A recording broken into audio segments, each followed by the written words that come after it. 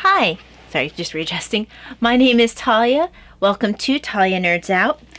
This video, I guess, could be the art edition this time around. I am recording multiple videos at one time. I had one that was mostly focused on fiction. Just recorded one that was focused mostly on Tudor period, Tudor England. And now this is going to be like the Renaissance art video. I don't know in which order these videos will be posted. They are all being recorded one after another because I have my camera set up already and I might as well do it now while I have the energy.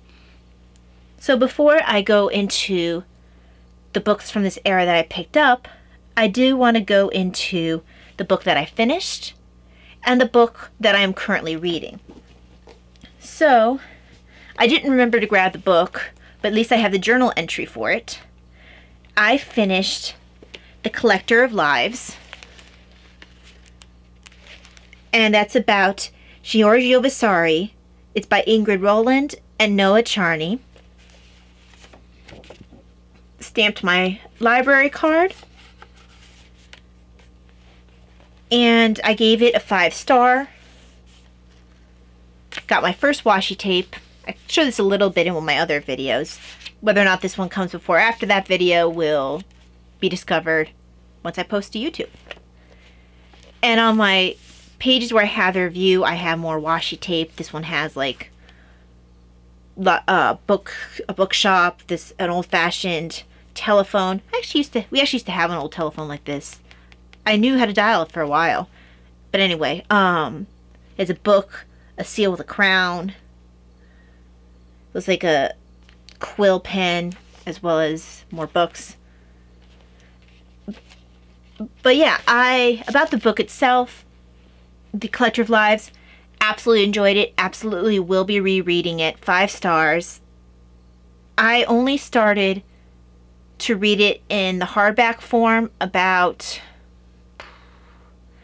I don't think I was fully halfway through. It might have been a quarter or a third of the way through. Probably closer to a third of the way through, before I was like, you know what? I don't want to be listening to this on Audible. I want to read this. I want to see what they're talking about, particularly if they have any of Vasari's works shown, because I had never seen his artwork before. Didn't even know he was an artist himself. So I went ahead, stopped the Audible book, and ended up purchasing a hardback version of this book. So I would like to at some point start from the beginning and reread the book so I can get the same effect out of the beginning part as I did the latter part. I just found it to be a very interesting book. I enjoy getting to know Vasari. I ended up appreciating him a lot. I appreciate his work ethic, his ability to get the jobs done, his ability to deal with being an outsider, being often treated as an outsider, as someone who was not from Florence. He was from, I don't have it on here. I think I have it on my Goodreads. But he was a wandering artist. Apparently he had quite the reputation, which is interesting because people just forget about him being an artist now. He's known so much more for his writing. And that's the other thing. He was a historian. He really remade, he really formed how future generations would see the artistic world of the Renaissance and beyond. So a very influential man, both to history and as an artist in his own right. So thoroughly enjoyed. I would recommend reading it not only to get to know some of the people he talks about, but to truly try to get to know Vasari himself, who is often missed for the people he is talking about. So very much enjoyed that. And then I started, or I've been reading, but I've gone more into Michelangelo and the Pope's Ceiling. This is by Ross King. And Michelangelo was Vasari's man crush. He basically saw Michelangelo as the hero of lives. And if you find me kind of looking to the side, that's where my screen is so I can make sure I'm not looking down all the time, which is what I did for the last set of videos that I did a few weeks ago, and I prefer to at least be trying to look at the camera instead of down at my lap the entire time. But anyway. Oh, I'm sorry. I keep hitting my fox shawl pin. That's got to be annoying. Anyway. I am enjoying this. I keep meaning to start watching The Agony and Ecstasy. I need to maybe try that this weekend. That is the movie with Charlton Heston and the guy from My Fair Lady. Rex Harrison plays Pope Julius, and Michelangelo is played by Charlton Heston. It's been a very long time since I've watched the movie. It'll be interesting to watch it now that I'm also reading this book. Although I do need to pick up the pace for this book if I want to get it done in time for the end of the quarter. I am very much enjoying it. One thing I have noticed, besides, you know, the obvious when you read about Michelangelo, that he's a bit of a prima donna and a very dramatic person. Definitely what you would call the artistic temperament. But one of the things I really appreciate is the amount of detail that is, the amount of time that's taken to go into detail about how frescoes are made, how time-consuming and very detailed it is. How you have to really be organized and detail-oriented to do frescoing. And it made it that much clearer. The way that this book described it, added to what I formerly read in the Vasari book, made it very clear to me why you had someone like Leonardo da Vinci, who was not really known for finishing any frescoes successfully. And then you have someone like Vasari, who was known for doing many frescoes. And the thing I got out of it was their temperaments were really what made them more suited for one over the other. You have Leonardo, who is like all over the place. The man had like ADHD or something. He had constantly like a new idea all the time. Wait, what? Squirrel. And he'd be off and running, and he'd forget about that fresco and never finish it. Or he would decide to experiment with something, and then the fresco wouldn't stay on the wall, or something like that. I think he did do that for one. He wanted to do it in the way you would an oil painting, and he tried to prep the wall to let it do that, and it didn't work out. I can't remember which fresco that was that just didn't work out. He ended up not doing it, or not finishing it. Whereas Giorgio Vasari, where he was known for being able to keep to schedule, for being organized, that if you wanted something from him and you detailed it, you would get what you wanted in the time period that you wanted it.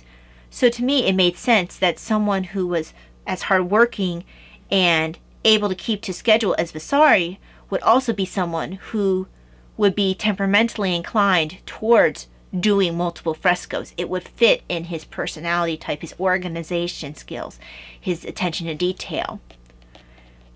And yeah, so that was something that I kind of pulled out of this, even at this point, just based off of what I've already learned about Vasari and Leonardo previously.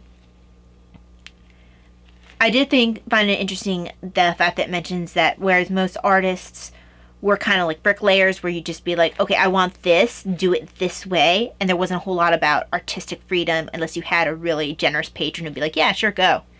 I just want these certain things. Make sure you talk to someone of some sort of theological background and make sure that you're putting the right imagery. But what I thought was interesting is that it appears that Julius ended up actually giving Michelangelo carte blanche, which was very rare. But there is some evidence that points to Michelangelo having great creative control over the way the Sistine Chapel would look, which I thought was very interesting. But I'm only in somewhere in the beginning parts of him doing the Sistine Chapel. He has finally gotten back to Rome, got pushed back to Rome to actually start the Sistine Chapel after trying to avoid it.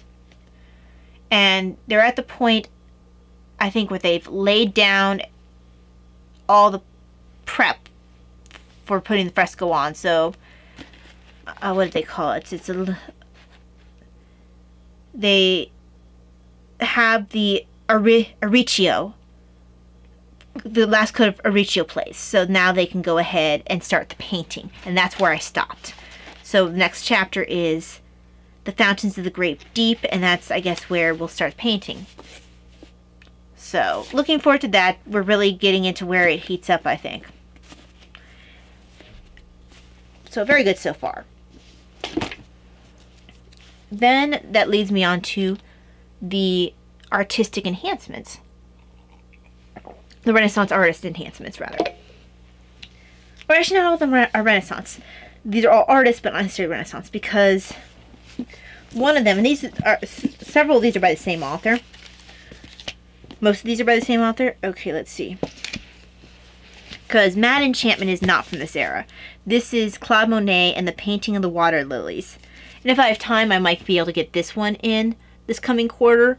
I have so many books I have that I want to read then, so we'll see if this gets done this year. And Monet, he's someone that I know very little about. I believe he was the one who started going blind, if I remember correctly. But I guess I will find out. Brunicelli's Dome. This one is before the Michelangelo book. Actually, it's quite small. If I had seen this one first, oops, I could have started this one beforehand. And this is about a genius, well, let's say how a Renaissance genius reinvented architecture. Brunicelli's Dome. So I guess that must be his dome right there. During the 25 years he spent building the monument that defines the city of Florence, Filippo Brunelleschi, sorry, I kept saying his name wrong. Filippo Brunelleschi lost his bed in a freak flood and accidentally sank 100 tons of fine white marble in a riverboat of his own design. Oh no! Ross King deftly lays a score of these high Renaissance adventures into the brickwork of the rising dome.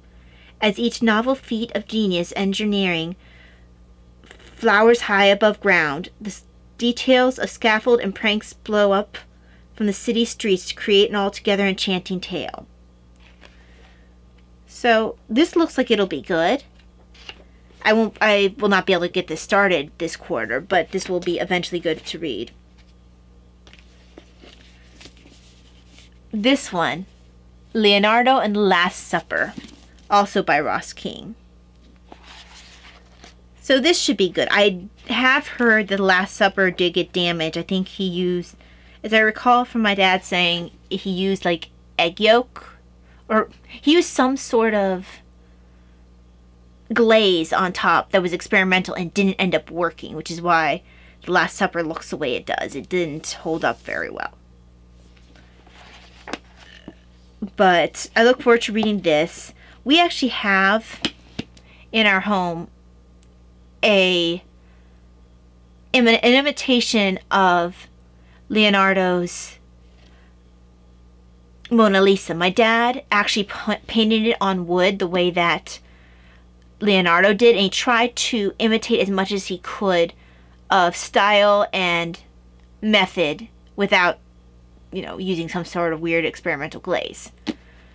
So we actually have a really realistic looking version of the Mona Lisa in our house, which is super cool. He needs to get it out of a room that's like not, that's hidden away. It's in his art room. We need to have it up where it can be seen, because it's a shame that it's hidden away. Okay, so the last two, The Bookseller of Florence, also Ross King, the story of manuscripts that, the story of manuscripts that illuminated the Renaissance. So this is going to be cool because it is a mixture of art and writing, so that'll be fun. Don't know a whole lot about, who is it? Vespasiano di Bisticci. I don't know anything about him. But It sounds like he picked the books that would see production. So, yeah, I look forward to reading this one eventually too. This one, oh, I look forward to this one.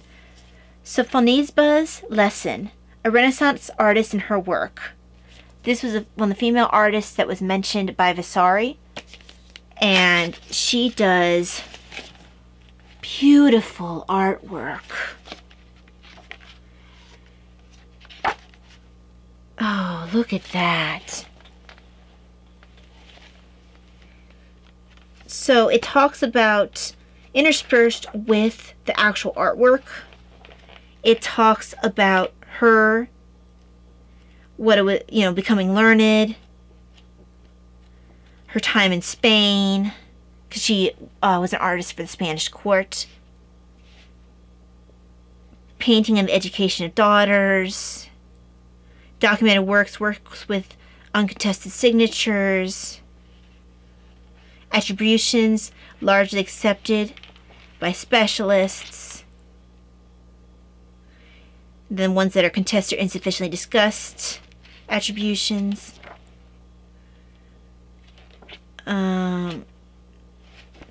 So yeah, this looks like it's going to be just a lot of lovely pictures, but also going a bit into what it was like to be her during this period of time. So yeah, this is I look forward to this. And it was put out by, I got this used, but this is put out by, it's like it'd be put out by a college or something. Princeton. It's a Princeton University Press book. So, yeah, I think that's gonna be it for this video. I will have one more video I want to record. It will be significantly shorter, so that video might actually get posted first. Hope that you enjoyed this video, looking through some of these books on artists that I will eventually be exploring, and I hope you enjoyed talking about Vasari and Michelangelo a little bit too. Hopefully I will, before the end of the quarter, rewatch The Agony and Ecstasy, so maybe I can talk a bit about that and how it compares to this book on Michelangelo that I'm reading. But yeah, thank you very much for joining me. Hope that you have a very blessed day or night or whatever time it is for you over there. And I will see you at the next video. God bless. Bye.